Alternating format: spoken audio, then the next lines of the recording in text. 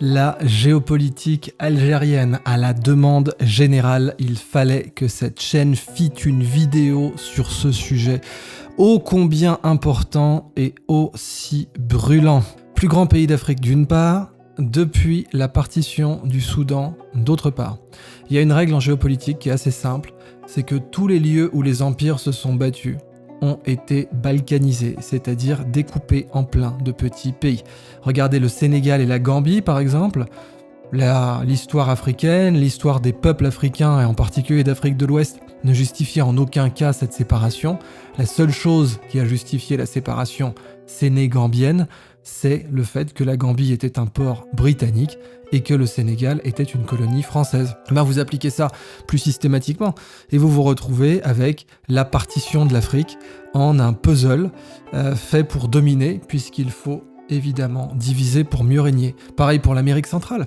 L'Amérique centrale, vous y avez le Panama, l'isthme le plus important du continent, et donc évidemment, pour être sûr qu'aucun pays ne s'empare de ce canal si important et n'ait pas la maladresse de faire quelque chose comme Nasser et de nationaliser le canal de Suez, eh bien vous allez découper l'Amérique centrale en plein de petits pays qui vont passer idéalement leur temps à se faire la guerre les uns aux autres, et vous compterez les points et vous pourrez exploiter les ressources de la zone.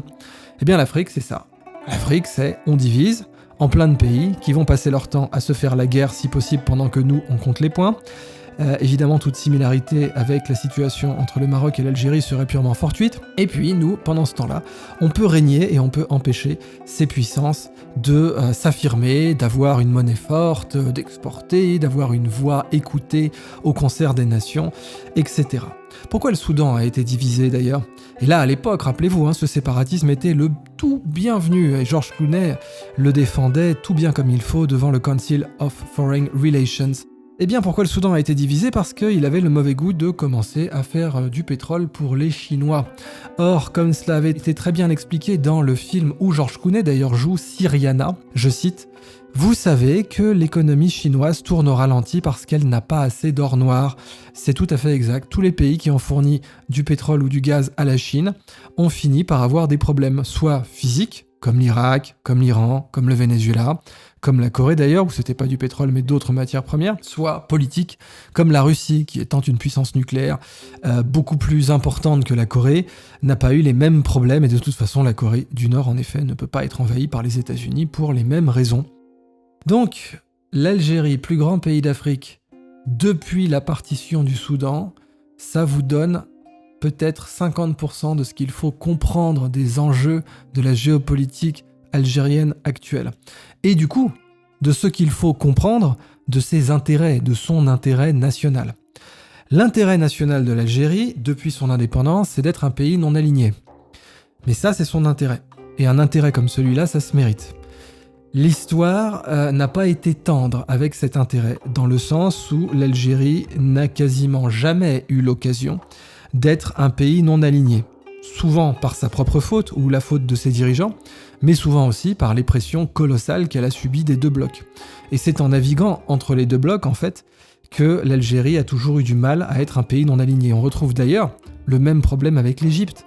L'Égypte, son intérêt national est d'être un pays non aligné, mais la pression des anciens blocs coloniaux au départ, quand Nasser a nationalisé le canal de Suez, et ensuite a justement aidé le mouvement indépendantiste algérien et a aidé spécifiquement le FLN, s'est fait forcément un ennemi de la France et par ricochet du Royaume-Uni, mais à l'époque aussi d'Israël. Et c'est bien pour ça d'ailleurs que les relations entre l'Algérie et Israël n'ont rien à voir avec les relations entre les Émirats Arabes Unis, qui eux sont des alliés des États-Unis, ou avec le Maroc, qui effectivement, historiquement, a toujours eu un tropisme américain logique, d'abord parce que c'est un pays atlantique, ensuite parce que c'est le premier pays à reconnaître les États-Unis à leur indépendance, donc c'est quelque chose qui date. Le Maroc avait aussi d'ailleurs eu une alliance avec les États-Unis pour lutter contre la piraterie algérienne, donc c'est vraiment quelque chose qui remonte. Cela dit, je suis pas en train de justifier des querelles nationales en sous-tendant qu'elles relèvent d'une sorte d'ennemi héréditaire, c'est vraiment pas le sujet.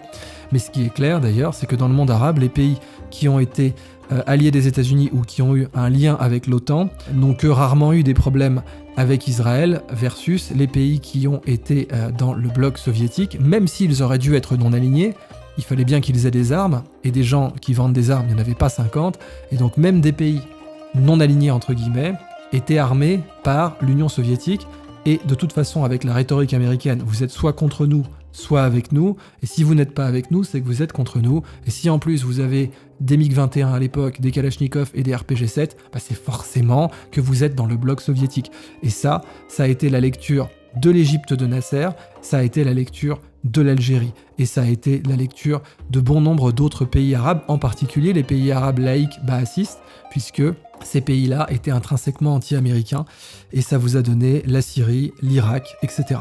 Donc l'Algérie, le problème c'est que le grand frère soviétique est mort, et que le grand frère russe est beaucoup moins intéressant que le grand frère soviétique. Donc jusqu'en 91, l'Algérie n'avait pas de risque de guerre civile, parce que le grand frère soviétique protégeait et empêchait l'émergence de cette guerre civile. Cependant, bien sûr, que les États-Unis, eux, alimentaient et finançaient de quoi permettre une guerre civile, parce que l'Algérie, tout de même, posait un gros problème. D'ailleurs, il ne faut pas oublier que les Américains ont aidé au départ le retour de Charles de Gaulle au pouvoir, et que c'est parce que Charles de Gaulle est un immense politicien qu'il a compris que le moment algérien était terminé, et que le FLN allait gagner politiquement, d'autant plus que le FLN était basé sur le FLN vietnamien, indo-chinois, qui lui avait montré parfaitement qu'on pouvait perdre militairement et gagner politiquement, même si au final, le FLN vietnamien a gagné aussi bien militairement que politiquement avec Dien Bien Phu. Et donc, De Gaulle avait compris, c'est ça la marque des grands politiciens, et il a donné son indépendance à l'Algérie. Immédiatement, les Américains l'ont vécu comme une trahison, ce qui était tout à fait logique, puisqu'ils savaient, et tout le monde savait, que l'Algérie, même s'il est dans son intérêt national absolu et éternel d'être non aligné, allait être davantage pro-soviétique. Il y avait des lycées, des hôpitaux de Che Guevara, des collèges Frantz Fanon et j'en passe.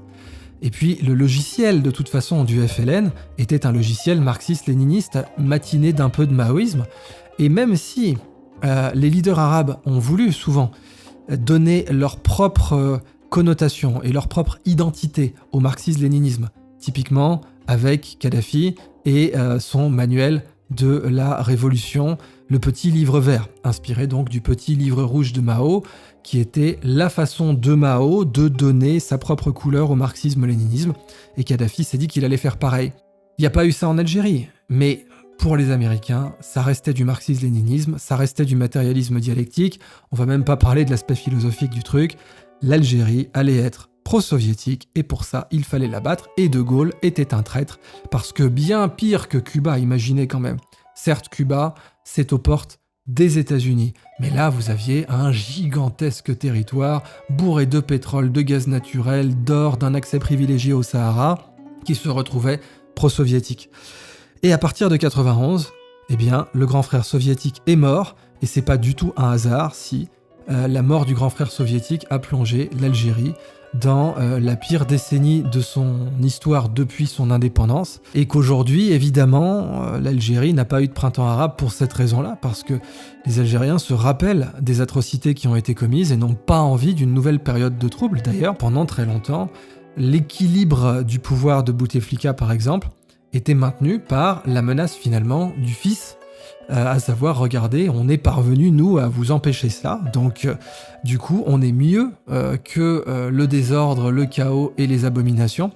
Un petit peu comme en France, d'ailleurs, Macron se maintient en disant qu'il est mieux que le RN, mais évidemment puissance 10, parce que là, vous avez eu des atrocités qui ont été commises. Maintenant, parlons du positif, et parlons des énormes bénédictions dont profite l'Algérie. Si vous jouez à un jeu de guerre ou à un risque ou à un jeu géopolitique, et qu'on vous distribue le territoire algérien, c'est la fête. Si on vous distribue par exemple le territoire israélien, ou libanais, ou pire palestinien, c'est pas la fête, parce que c'est les pires cartes possibles et imaginables. Tout petit territoire, accès à la mer limité, certes accès à la mer quand même, ça aurait pu être pire, l'Afghanistan n'a pas d'accès à la mer, mais tout petit territoire, pas de ressources, terre pas du tout arable, etc. Bon, l'Algérie, elle a pas ça. Elle a des terres fertiles, elle a énormément de pétrole, c'est le plus grand pays d'Afrique. On peut pas placer sa naissance sous de meilleurs augures, alors certes elle a pas un accès à l'Atlantique, et c'est sûr que une république sahraoui indépendante ferait bien son affaire parce qu'elle lui permettrait d'avoir un pays ami avec un accès à l'Atlantique. Mais bon, il y a un autre moyen aussi, c'est de normaliser la diplomatie avec le Maroc, et ça fera un autre pays ami qui a un accès à l'Atlantique, d'autant que les économies algériennes et marocaines sont très complémentaires, et que si elles avaient le bonheur de s'unifier, eh bien cela ferait le malheur de tout un tas d'autres pays, mais on en revient à diviser et conquérir, diviser l'Afrique pour mieux régner, et utiliser des querelles qui sont mesquines par rapport à l'intérêt national et à l'intérêt de la région pour pouvoir continuer à avoir un bon pouvoir de négociation. J'ai pas envie de dire que c'est de bonne guerre, mais en tout cas c'est comme ça que fonctionne la géopolitique. Donc l'Algérie, son problème aujourd'hui sur le plan économique et géopolitique, c'est que c'est pas un pays avec des hydrocarbures, c'est des hydrocarbures avec un pays. Et ça, c'est évidemment un gros problème. Non pas que c'est une malédiction, on va pas tomber dans le cliché de la malédiction des ressources, même si il est assez vrai à regarder la République démocratique du Congo par exemple. À grandes ressources correspond une grande pression et correspond aussi une grande responsabilité. C'est extrêmement dur pour un pays d'utiliser ses ressources de la bonne façon. Évidemment, être complètement au calme, n'avoir aucun voisin ennemi, ça aide beaucoup et c'est le cas de la Norvège. Et d'ailleurs, l'Algérie devrait être la Norvège de l'Afrique idéalement. Mais elle n'en a pas l'ambition politique, ni d'ailleurs la vocation pour l'instant, mais elle pourrait l'être. L'autre chose que pourrait être l'Algérie, ce serait l'Afrique du Sud de l'Afrique du Nord. L'Afrique du Nord cherche son Afrique du Sud. Et elle cherche un pays qui soit créatif, qui ait une bourse qui pèse sur les marchés financiers, et un pays qui ait une économie diversifiée, en fait, qui soit le seul pays d'Afrique à pouvoir être négocié de puissance à puissance avec les autres membres des BRICS. Parce que c'est vrai que quand on parle des BRICS, les gens oublient tout de même l'Afrique du Sud, ça vous donne une bonne idée de son pouvoir de négociation limité face à des mastodontes comme le Brésil, la Chine, la Russie ou l'Inde. L'Afrique du Sud, tout de suite, c'est beaucoup plus petit. Mais ça reste l'économie, ça restait plus précisément l'économie la plus puissante d'Afrique, maintenant disputée avec le Nigeria, qui va être extrêmement tenté lui aussi de rentrer dans les BRICS. Mais là aussi, les Américains vont veiller au grain et tout faire pour empêcher le Nigeria d'entrer dans les BRICS, spécifiquement parce que c'est un gigantesque producteur de pétrole et que la dernière chose que les Américains ont envie de voir, c'est un gros producteur de pétrole rentrer dans les BRICS. Ah, bah tiens, du coup, c'est ça qui pose problème pour l'Algérie. Évidemment que c'est une excellente idée d'entrer dans les BRICS et que c'est littéralement dans l'ordre des choses puisque c'est dans l'intérêt national algérien que d'être non aligné. Or, les BRICS sont une organisation non alignée. Il y a aujourd'hui une guerre froide 2.0, mais elle n'est pas contre les BRICS, elle est contre la Chine et la Russie. Alors certes, la présence de la Chine et de la Russie dans les BRICS peut tout de suite vous dire que c'est une marque d'alignement. Sauf que les États-Unis peuvent pas du jour au lendemain déclarer l'Inde comme faisant partie de l'ennemi. Ils ne peuvent pas du jour au lendemain déclarer aussi bien l'Afrique du Sud, le Brésil et l'Inde comme faisant partie de l'axe du mal, comme faisant partie de cette soi-disant isolation internationale que connaissent la Chine et la Russie. Parce que oui, l'isolation internationale de la Russie, il faut être clair, et la Chine a tweeté en ce sens d'une façon assassine, la communauté internationale, entre guillemets, ce n'est qu'une poignée de pays, et d'ailleurs une partie absolument minoritaire de la population mondiale, et au regard de cette minorité de la population mondiale, oui, bien sûr, la Russie est isolée, mais au regard des BRICS, elle ne l'est pas du tout, et elle donne même le là aujourd'hui diplomatique, face à une Chine qui n'a pas encore atteint son pic de soft power. Donc c'est maintenant que les entrées dans les BRICS sont relativement abordables. Et c'est d'ailleurs pour cela que François Asselineau milite pour que la France rejoigne les BRICS, d'abord comme observateur, ce qui serait logique, et ensuite comme membre de plein droit des BRICS, puisqu'avec sa zone économique exclusive gigantesque, plus de 11 millions de kilomètres carrés, la France serait tout à fait légitime pour intégrer les BRICS. Elle a une zone économique exclusive plus grande que l'Inde, plus grande que la Russie, plus grande que la Chine, plus grande que l'Afrique du Sud, plus grande que le Brésil et aussi bien sûr plus grande que l'Algérie. Mais l'Algérie a un territoire immense, n'a pas de dette. Ça, c'est extrêmement important. L'Algérie n'est pas endettée, contrairement aux États-Unis, au Royaume-Uni, à la France, j'en passe et des meilleurs. Et l'Algérie pourrait lever des capitaux étrangers.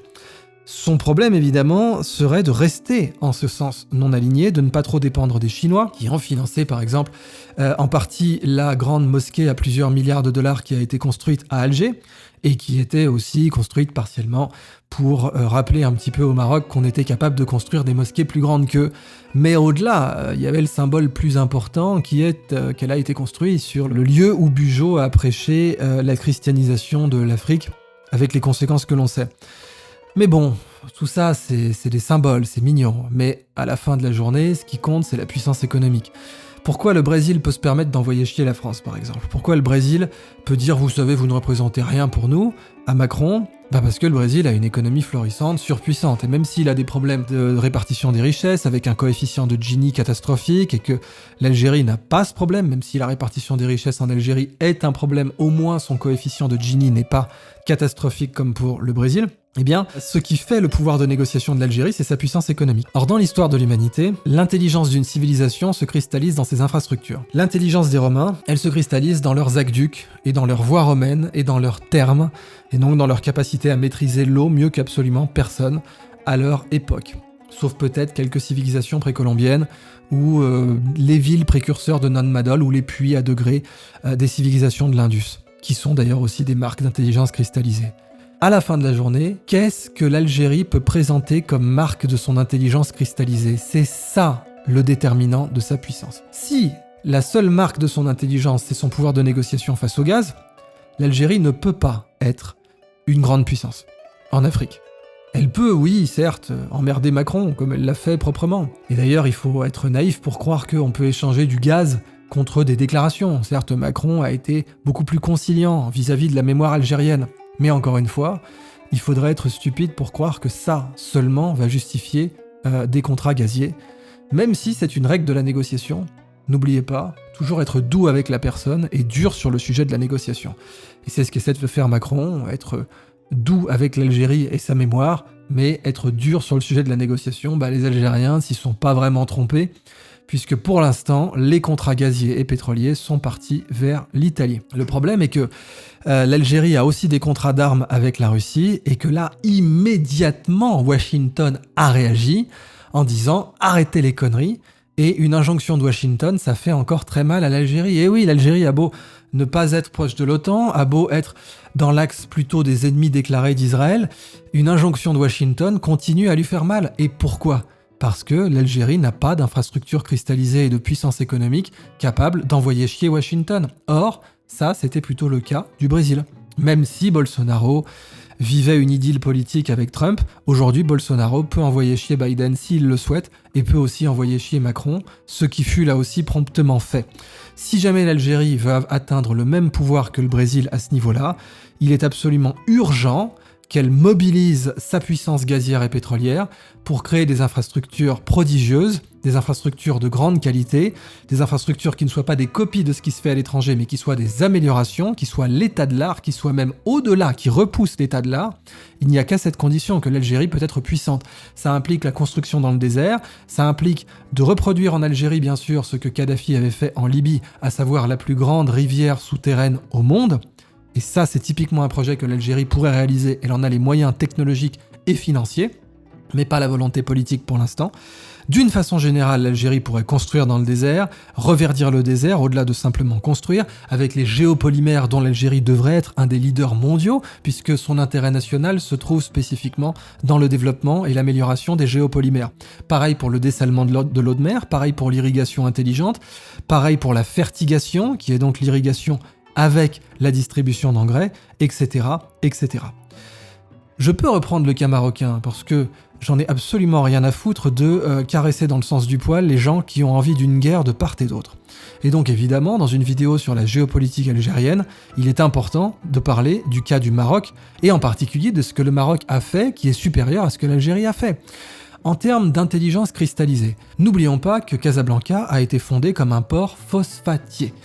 Et évidemment, les phosphates sont la grande richesse du Maroc, mais aujourd'hui, quand on regarde les exportations du Maroc, on ne voit pas simplement un énorme carré phosphate, alors que quand on regarde les exportations de l'Algérie, on ne voit que du marron, que exportation des hydrocarbures. Or, qu'ont fait dernièrement les entrepreneurs et les ingénieurs au Maroc, avec notamment Mostafa Terrab, qui est reconnu un peu partout dans le monde comme un génie, eh bien une infrastructure, un pipeline des pulpes de phosphate. Ça c'est tout bête, mais faire un pipeline des pulpes de phosphate, c'est exactement la direction que l'Algérie doit prendre, certes pas avec le phosphate, mais c'est innover en matière d'infrastructure. C'est montrer l'intelligence cristallisée du pays dans ses infrastructures, comme les Romains avec les aqueducs, et avec les thermes, et avec les voies romaines. Et comme les Aztèques avec les Chinampas du lac Texcoco, et comme Nan Madol, et comme la civilisation de Mohenjo-Daro, bien avant tout cela. Eh bien l'Algérie, si à la fin de la journée, elle veut montrer qu'elle est une grande civilisation, les paroles, c'est rien, les infrastructures, c'est tout. Et quand l'Algérie aura compris ça, elle sera dotée des attributs de la puissance géopolitique, dont découle évidemment l'indépendance. Et oui, c'est ça qui est marquant. C'est que l'Algérie peut peut-être croire ou avoir l'illusion que l'indépendance, c'est un jour, un moment, un accord à Évian, et que ça y est, on est indépendant. Non, l'indépendance, ça se conquiert tous les matins. Tous les jours, un pays doit se dire comment je vais améliorer mon indépendance. Et parfois, il fait des erreurs. Par exemple, quand le Brésil a découvert les gisements de Tupi et d'Iracema en pétrole, qui aujourd'hui sont appelés justement les gisements de Lula. Lula a dit c'est la deuxième indépendance du Brésil. Mais non. Et d'ailleurs, Lula a fini en prison, où la CIA l'a jeté quand il a commencé à être trop encombrant, et dont la CIA veut le ressortir aujourd'hui, parce que ça arrangerait bien ses affaires pour dégager Bolsonaro. La seconde indépendance du Brésil c'eût été justement d'avoir davantage d'infrastructures. Ils ont déjà relocalisé leur capitale, ce qui était une chose à la fois brillante et difficile à l'époque. Mais si on prend le cas de la Corée du Sud, par exemple, qui exporte beaucoup plus que le Brésil, eh bien elle est indépendante sans avoir de matières premières. Et oui, toutes les matières premières sont au nord. C'est ça l'ironie géographique, c'est que le 38e parallèle sépare justement non seulement la Corée du Sud et la Corée du Nord, mais les ressources aussi. Eh bien, l'Algérie doit prendre connaissance du principe de développement coréen. La Corée d'ailleurs était dans une situation bien pire que l'Algérie à son indépendance et n'avait pas de matière première, mais avait son jus de cerveau. Or le jus de cerveau algérien n'a rien à envier. On a d'ailleurs un hacker légendaire qui s'est fait arrêter en Thaïlande pour avoir fait quelques embarras au Moyen-Orient.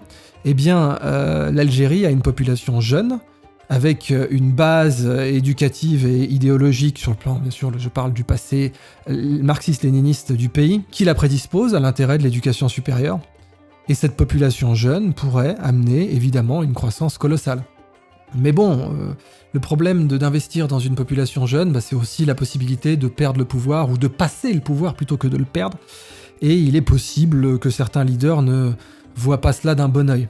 Mais en tout cas, l'intérêt national algérien est dans la création d'infrastructures monumentales, brillantes, pas stupides, pas jeter son argent par les fenêtres comme l'Arabie Saoudite ou comme l'actuelle élite égyptienne. Non, faire comme Kadhafi l'avait fait avec les rivières souterraines, faire comme Mostafa Terrab l'a fait avec les pipelines de la pulpe de phosphate, produire des infrastructures que le monde n'a jamais vues, en déversant pas seulement de l'argent, mais de l'intelligence. On ne peut pas se contenter simplement d'être un gamin qui joue à SimCity en ayant le cheat code argent infini activé. Non, il faut aussi payer de son jus de cerveau, il faut aussi payer de son ingéniosité. Comme l'avait dit d'ailleurs Jaime Lerner, le maire de Curitiba, la créativité, ça commence quand vous enlevez un zéro à votre budget, et le développement durable commence quand vous enlevez 2 zéros à votre budget. C'est comme ça que l'Algérie doit penser, tout en étant capable d'armer sa puissance financière quand elle le souhaite. Et quand l'Algérie fera ça, que fait d'ailleurs la Norvège aujourd'hui, qui finance des projets infrastructurels absolument énormes, des fameux méga-projets, qui sont méga pas seulement par la quantité de béton, pas seulement par la quantité de kilomètres, mais aussi par la quantité de jus de cerveau, et pas seulement aussi par la quantité d'argent. Un vrai méga-projet, ce n'est pas méga seulement par l'argent, c'est méga aussi par l'intelligence. Eh bien, si l'Algérie décide d'avoir autant d'intelligence que de pétrole, et de la cristalliser dans des infrastructures exceptionnelles, brillantes et innovantes, alors là, oui, elle aura les attributs non seulement d'une grande puissance, mais de la plus grande puissance africaine.